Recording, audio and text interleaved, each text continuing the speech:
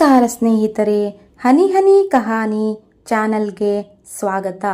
ನಾವು ಕೊಟ್ಟಿದ್ದನ್ನು ಮತ್ತೊಬ್ಬರು ಸ್ವೀಕರಿಸದಿದ್ದರೆ ಅದು ಯಾರ ಬಳಿ ಉಳಿಯುತ್ತದೆ ಎಂಬುದನ್ನು ತಿಳಿಯಲು ಈ ವಿಡಿಯೋವನ್ನು ಕೊನೆ ತನಕ ತಪ್ಪದೇ ವೀಕ್ಷಿಸಿ. ಕೋಪ ಮತ್ತು ಮಾತುಗಳ ಮೂಲಕ ನಿಮ್ಮನ್ನು ನಿಯಂತ್ರಿಸಲು ಅಥವಾ ಅಧಿಕಾರವನ್ನು ನಿಭಾಯಿಸಲು ಯಾರಿಗೂ ಬಿಡಬೇಡಿ. ಈ ಬಗ್ಗೆ ಬುದ್ಧನ ಒಂದು ಸ್ಫೂರ್ತಿದಾಯಕ ಕಥೆ ಇಲ್ಲಿದೆ. ಬುದ್ಧ ಮತ್ತು ಅವನ ಶಿಷ್ಯರು ಎಂದಿಗೂ ಒಂದೇ ಸ್ಥಳದಲ್ಲಿ ದೀರ್ಘಕಾಲ ಉಳಿಯುತ್ತಿರಲಿಲ್ಲ. ಯಾಕೆಂದರೆ ಅವರು ತಮ್ಮ ಆಹಾರಕ್ಕಾಗಿ ಗ್ರಾಮಸ್ಥರನ್ನು ಅವಲಂಬಿಸಿರುವುದರಿಂದ ಗ್ರಾಮಸ್ಥರಿಗೆ ಹೊರೆಯಾಗುತ್ತದೆ ಎಂಬುದು ಅವರಿಗೆ ಗೊತ್ತು. ಒಂದು ದಿನ ಬುದ್ಧನು ತಾನು ಹಿಂದೆಂದೂ ಹೋಗದ ಹಳ್ಳಿಗೆ ಹೋದನು. ಅವನು ತನ್ನ ಭಿಕ್ಷಾಪಾತ್ರೆ ಹಿಡಿದು ಹಳ್ಳಿಯ ಮನೆಯೊಂದರ ಬಾಗಿಲು ತಟ್ಟಿದನು. ಸ್ವಲ್ಪ ಸಮಯದ ನಂತರ ಒಬ್ಬ ಮಹಿಳೆ ಹೊರಗೆ ಬಂದಳು. ಕೈಯಲ್ಲಿ ಭಿಕ್ಷಾಪಾತ್ರೆ ಹಿಡಿದಿದ್ದ ಸನ್ಯಾಸಿಯನ್ನು ಕಂಡು ಕೋಪಗೊಂಡಳು. ಮಹಿಳೆ ಬುದ್ಧನನ್ನು ನಿಂದಿಸಲು ಪ್ರಾರಂಭಿಸಿದಳು.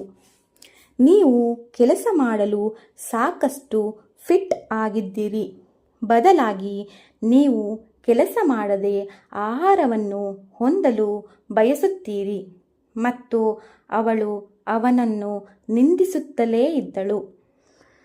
ಆದರೆ ಬುದ್ಧನು ಯಾವುದೇ ಪ್ರತಿಕ್ರಿಯೆಯಿಲ್ಲದೆ ಅವಳ ಮಾತು ಮುಗಿಯುವವರೆಗೆ ಕಾಯುತ್ತಾ ನಿಂತನು. ಅವಳು ತನ್ನ ಉಸಿರು ಹಿಡಿಯಲು ವಿರಾಮಗೊಳಿಸಿದಳು. ನಂತರ ಕೇಳಿದಳು, ನೀನೇಕೆ ಕಲ್ಲಿನಂತೆ ನಿಂತಿದ್ದೀಯಾ? ನೀನು ಏನಾದರೂ ಹೇಳಬಹುದು ಎಂದು. ಬುದ್ಧನು ಹೇಳಿದನು, ಅಮ್ಮ, ಯಾರಾದರೂ ಏನನ್ನಾದರೂ ಕೊಟ್ಟಾಗ ಅದನ್ನು ಸ್ವೀಕರಿಸದಿದ್ದರೆ ಅದು ಯಾರಿಗೆ ಸೇರುತ್ತದೆ ಎಂದು ಕೇಳಿದನು. ಮಹಿಳೆ ಉತ್ತರಿಸಿದಳು, ನಾನು ನಿಮಗೆ ಏನನ್ನೂ ನೀಡುವುದಿಲ್ಲ, ನನ್ನ ಸ್ಥಳದಿಂದ ಹೊರಗೆ ಹೋಗಿ ಎಂದಳು. ಬುದ್ಧನು ಮೃದುವಾಗಿ ಉತ್ತರಿಸಿದನು, ಅಮ್ಮ, ನಾನು ನಿಮ್ಮನ್ನು ಭೇಟಿಯಾದ ಸಮಯದಿಂದ ನೀವು ಏನನ್ನು ನನಗೆ ನೀಡುತ್ತಿದ್ದೀರಿ ಎಂದು ಕೇಳಿದನು.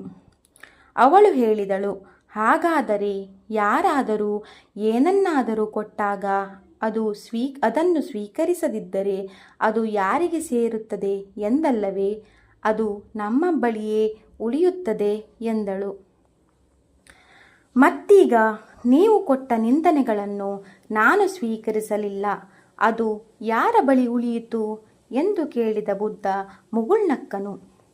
ಮಹಿಳೆ ತನ್ನ ತಪ್ಪನ್ನು ಅರಿತುಕೊಂಡಳು ಮತ್ತು ಕ್ಷಮೆಗಾಗಿ ಬುದ್ಧನಿಗೆ ನಮಸ್ಕರಿಸಿದಳು. ಬುದ್ಧನು ಹೇಳಿದನು, ಕನ್ನಡಿಯು ವಸ್ತುವನ್ನು ಪ್ರತಿಬಿಂಬಿಸುತ್ತದೆ ಮತ್ತು ನಿಂತಂತೆ ಸರೋವರವು ಆಕಾಶವನ್ನು ಪ್ರತಿಬಿಂಬಿಸುತ್ತದೆ. ನೀವು ಏನು ಮಾತನಾಡುತ್ತೀರಿ ಮತ್ತು ನೀವು ಹೇಗೆ ವರ್ತಿಸುತ್ತೀರಿ ಎಂಬುದನ್ನು ನೋಡಿಕೊಳ್ಳಿ. ನೀವು ಮಾಡುವ ಪ್ರತಿಯೊಂದು ಒಳ್ಳೆಯ ಕೆಲಸಕ್ಕೆ ನೀವು ಯಾವಾಗಲೂ ಒಳ್ಳೆಯತನವನ್ನು ಮರಳಿ ಪಡೆಯುತ್ತೀರಿ ಮತ್ತು ನೀವು ಮಾಡುವ ಪ್ರತಿಯೊಂದು ಹಾನಿಗೆ ನೀವು ಯಾವಾಗಲೂ ಅದನ್ನೇ ಹಿಂದಿರುಗಿ ಪಡೆಯುತ್ತೀರಿ. ಅವಳು ಬುದ್ಧನಿಗೆ ಧನ್ಯವಾದ ಹೇಳಿದಳು ಮತ್ತು ಅವನಿಗೆ ಸ್ವಲ್ಪ ಆಹಾರವನ್ನು ನೀಡಿದಳು. ಬುದ್ಧ ಅವಳಿಗೆ ಧನ್ಯವಾದ ಹೇಳಿ ತನ್ನ ಪ್ರಯಾಣವನ್ನು ಮುಂದುವರಿಸಿದ. ಈ ಕಥೆಯ ನೀತಿಯೆಂದರೆ, ಕೋಪ ಮತ್ತು ಮಾತುಗಳ ಮೂಲಕ ನಿಮ್ಮನ್ನು ನಿಯಂತ್ರಿಸಲು ಅಥವಾ ಅಧಿಕಾರವನ್ನು ನಿಭಾಯಿಸಲು ಯಾರಿಗೂ ಬಿಡಬೇಡಿ. ಬದಲಾಗಿ ಕನ್ನಡಿಯಾಗಿರಿ ಮತ್ತು ಅವುಗಳನ್ನು ಪ್ರತಿಬಿಂಬಿಸಿ. ಜಾಗರೂಕರಾಗಿರಿ ಮತ್ತು ನಿಮ್ಮ ಭಾವನೆಗಳನ್ನು ನಿಯಂತ್ರಿಸಿ.